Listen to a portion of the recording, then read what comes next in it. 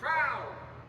I've kept my commitment to have an administration that looks like America and that taps in to the full talent of our nation.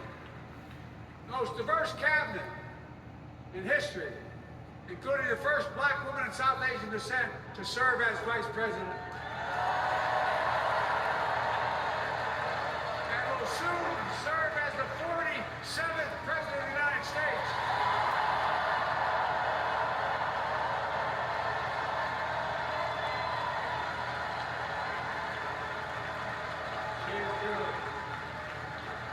Look.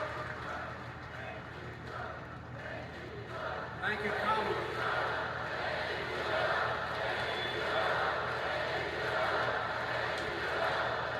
Folks, I've long said we have many obligations as a nation. But I got in trouble years ago for saying I'd make no apologies. We have only one truly sacred obligation: to prepare and equip those we send to war and care for them and their families when they come home and when they don't.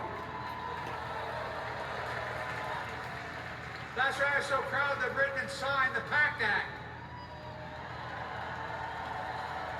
One of the most significant laws ever, helping veterans and their families exposed to toxic materials like burn pits in Agent Orange. I was around during the Vietnam War. It's hard when no one was able to prove that there's illness as a consequence of Agent Orange. And no one was able to prove initially that because they lived in burn pits like my son lived next to in Iraq for a year, that was the cause of their illness. But because of the PACT Act, a surviving spouse with 2 children is now eligible for a stipend of about $3,000 a month. And those children who lost a parent are eligible for tuition benefits to go to college and to get job training. It's already helping over 1 million veterans and their families just so far. Well, I love them, and I'm so proud of my son's service. We get it. But guess who doesn't get it and doesn't respect our veterans? We know from his own chief of staff, the 4-star General John Kelly, that Trump, when in Europe, would not go to the grave sites of one of the France, the brave service members who gave their lives to this country. He called them suckers and losers. Who in the hell does he think he is? Who does he think he is? There's no words for a person. They are not the words of a person not worthy of being commander-in-chief. Period. Not then, not now, and not ever. I mean that. I mean that from the bottom of my heart.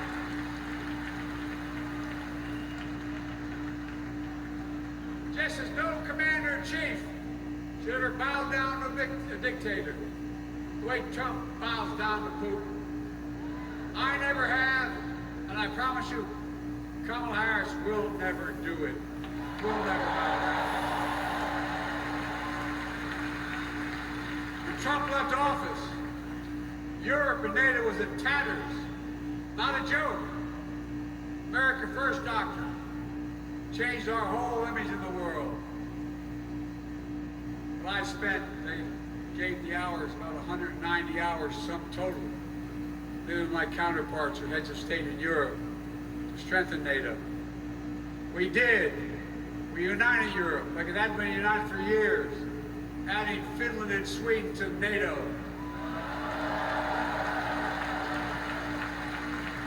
Ten days before he died, Henry Kissinger called and said, not since Napoleon has Europe not looked over their shoulder at Russia with dread. Until now. Until now. Well, guess what? Putin thought he'd take Kyiv in 3 days. 3 years later, Ukraine is still free.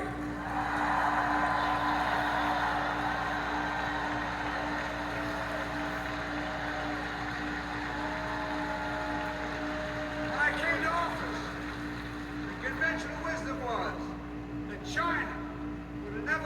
past the United States. They haven't noticed. No one's saying that now.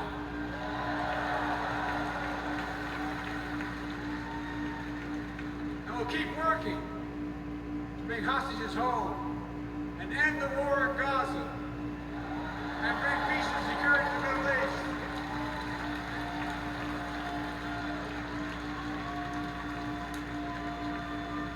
As you know, I wrote a peace treaty for Gaza. 2 days ago, I put forward a proposal that brought us closer to doing that we've done since October 7th.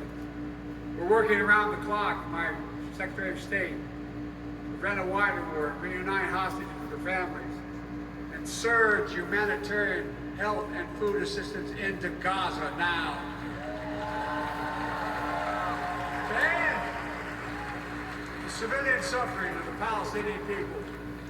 And finally deliver a ceasefire and end this war.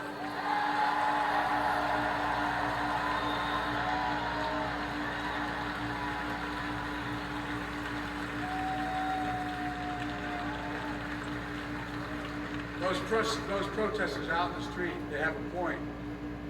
A lot of innocent people are being killed on both sides. Just as we worked around the clock to bring home wrongfully detained Americans and others from Russia, one of the most complicated swaps in history. But they're home. Colin and I are going to keep working to bring all Americans wrongfully detained around the world home. I mean it. Folks, I've got 5 months left of my presidency. I've got a lot to do. I intend to get it done.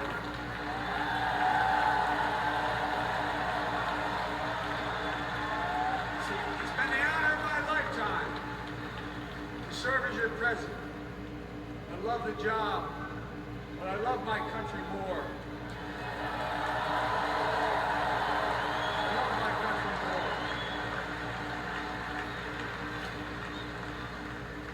Talk about how I'm angry at all those people who said I should step down.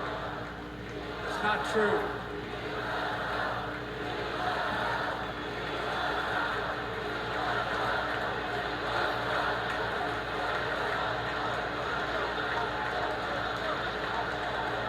I love my country more, and we need to preserve our democracy. In 2024, we need you to vote. Senate. We need you to win back the House of Representatives.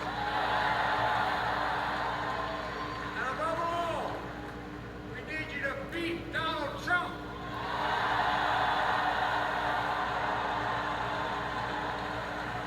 Now elect Kamala and Tim,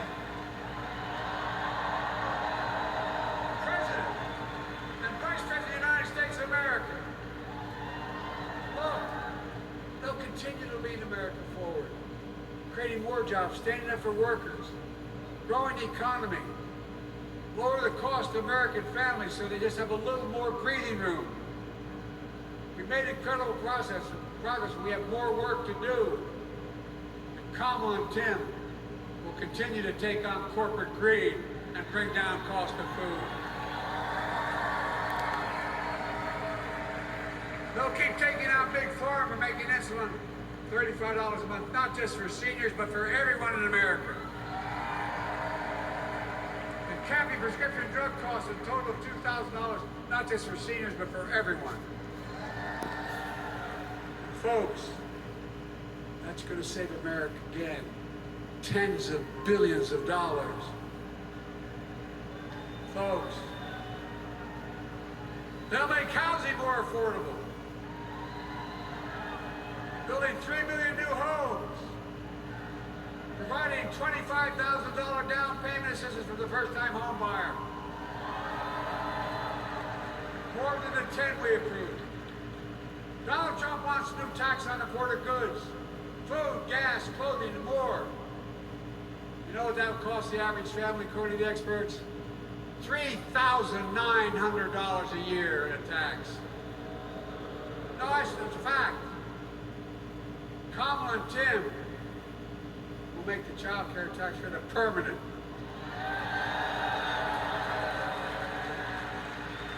Lifting millions of children out of poverty and helping millions of families get ahead.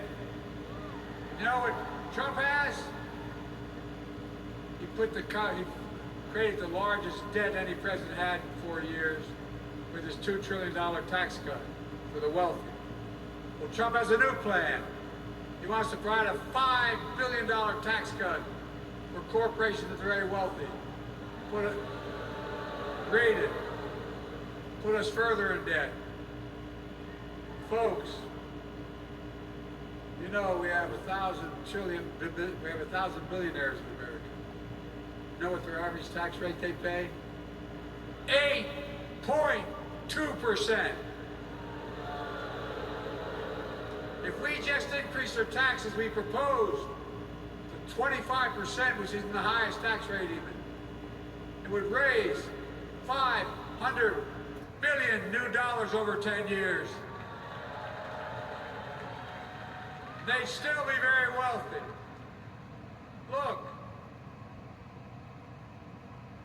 Kamala and Tim are going to make them pay their fair share. They'll protect Social Security and Medicare. Trump wants to cut Social Security and Medicare. Kamala and Tim will protect your freedom. They'll protect your your right to vote. They'll protect your civil rights. And you know, Trump will do everything to ban abortion nationwide. Oh, he will. You know, Kamala and Tim will do everything they possibly can. That's why you have to elect a Senate and a House to restore Roe v. Wade.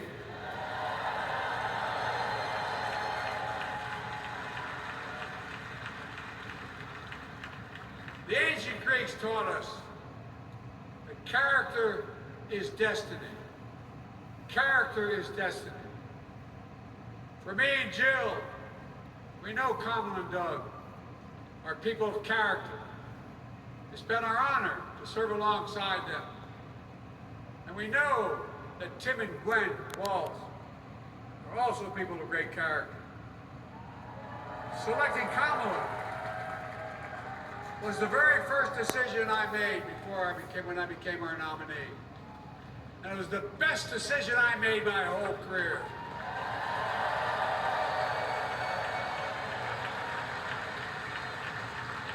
We've not only gotten to know each other, we've become close friends. She's tough, she's experienced, and she has enormous integrity. Enormous integrity. Her story represents the best American story. And like many of our best presidents, she was also vice president. That's a good one.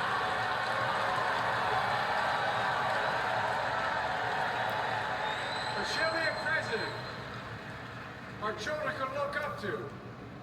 She'll be a president respected by world leaders because she already is. She'll be a president we can all be proud of. And she will be a historic president who puts her stamp on America's future.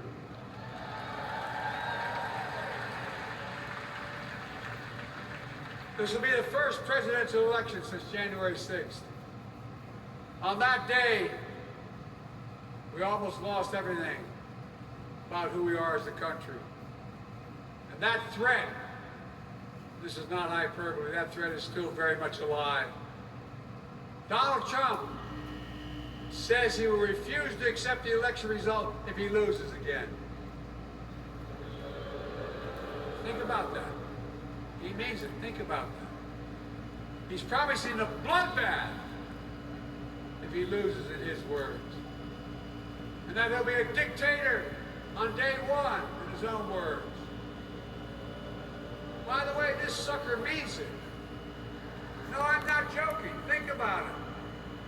Anybody else said that in the past, you think he was crazy. He is crazy, but you think it was an exaggeration, but he means it. We can't let that happen. Folks, all of us carry a special obligation. Independents, Republicans, Democrats. We saved democracy in 2020, and now we must save it again in 2024.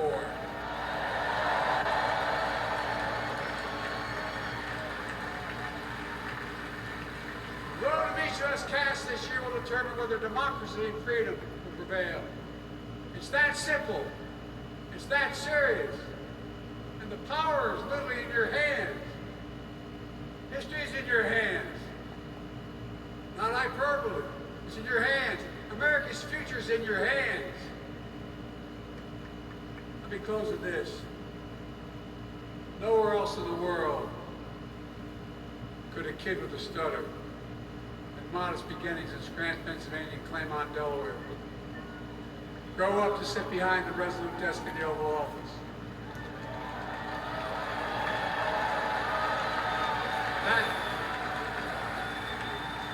That's because America is, and always has been, a nation of possibilities.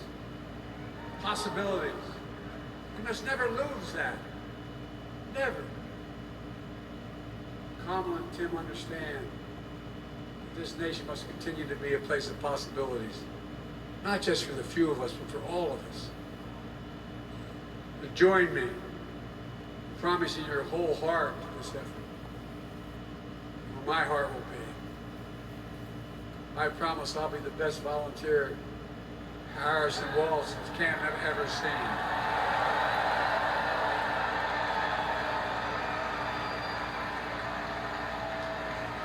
Each of us has a part in the American story. For me and my family, there's a song that means a lot to us. It captures the best of who we are as a nation.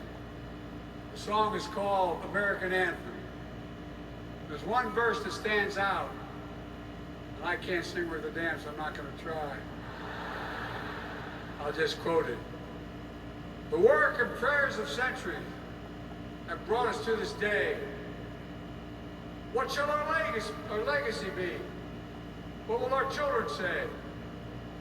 Let me know in my heart when my days are through. America, America, I gave my best to you.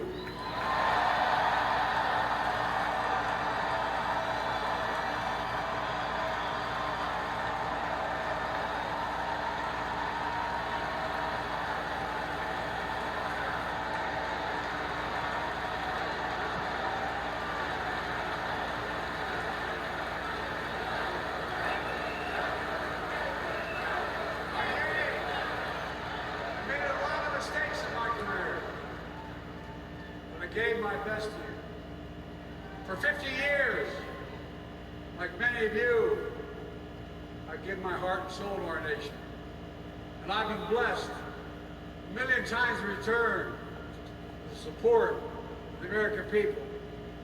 I've either been too young to be in the Senate because I wasn't 30 yet, and too old to stay as president. But I hope you know how grateful I am to all of you. I can honestly say, and I mean this from the bottom, give me my word as a Biden, I can honestly say I'm more optimistic about the future than I was when I was elected as a 29-year-old United States Senator. I mean it. Folks, we just have to remember who we are. We're the United States of America.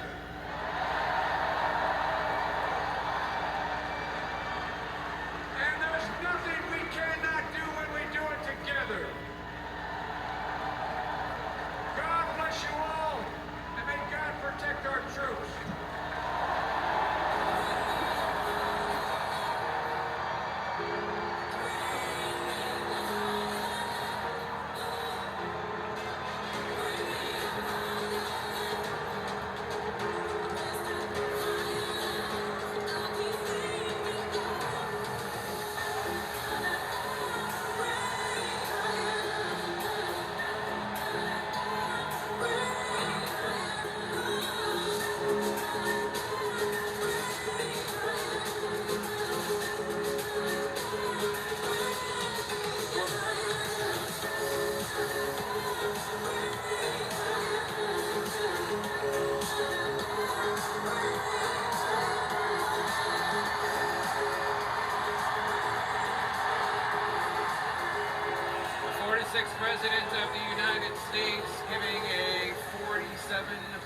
48-minute-long speech, an endorsement of his Vice President, Kamala Harris, presumptive Democratic nominee, who is hugging there, who is with the second gentleman, Doug Emhoff, as Vice President Harris hugs First Lady Jill Biden. It was a speech that was about his accomplishments with Vice President Harris, to be sure, but certainly about his legacy. We see other members of the Biden family, son Hunter, daughter Ashley, and others.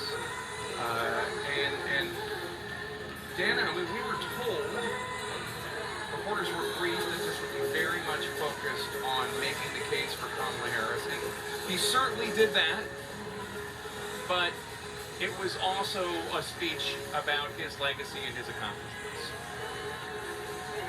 Perhaps even more so. Much more so. Now, five-year-old would argue and do argue that his legacy is her legacy because she is not only running on what is coming in the future, but what they have done over the past 4 years. But yes, we were told specifically this is not going to be a legacy speech, and it was going to be about making the case for Kamala Harris. He got there at the end, but there were also a couple of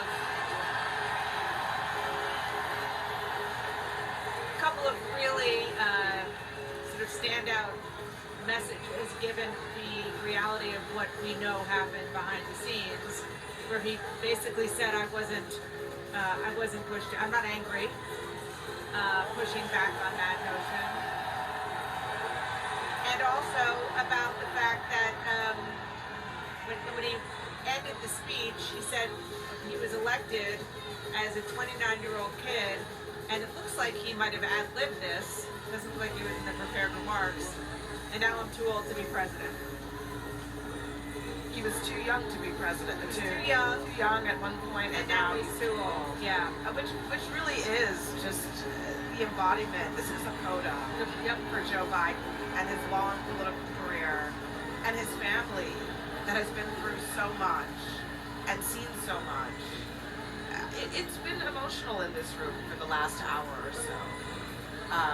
All of these delegates gathered here they thought they were coming to a different kind of convention, and now they are trying to give Joe Biden his flowers. And I think he took, Dana, the time that he wanted to take. I just want to say, if you can see, he's with his youngest grandson, whose name is Bo. Yeah. Named, of course, for Hunter had a baby. I don't know how old he is now, about 3, and he was named for his late brother. There are a lot of people, if they have made it this far, into what is, to be honest, on the East Coast, the second day of the Democratic National Convention. So I'm not the first one to observe. It is late, which is rather late. Very notable, I think, for a lot of